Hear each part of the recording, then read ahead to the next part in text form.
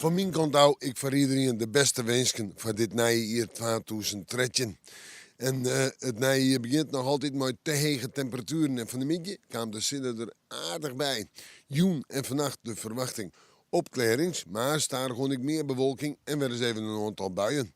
Of buikers, die had vooral van vannacht. En de temperaturen vannacht 4 rond 6 graden. En de wind west-noordwest die is matig en krachtig, de krachtige wind in het kustgebied.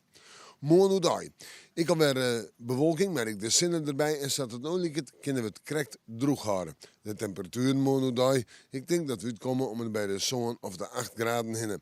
En de wind komt uit het westen en het zuidwesten, maar krimpt daar gewoon meer en meer naar het zuidwesten, matig en krachtig.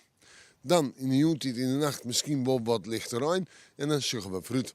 Tonge lijkt het een droege dag te worden, maar een hege temperatuur om het bij de halve graden heen. De zinnen er even bij en op vrijdag ik een droege dag, maar dan meest bewolkt. Een temperatuur om het bij de 10 graden heen. En op sneeuw ik al bij een droege dag. De zinnen er even bij en een temperatuur om het bij de 9 graden heen. Het blijft dus mild voor deze tijd van het jaar.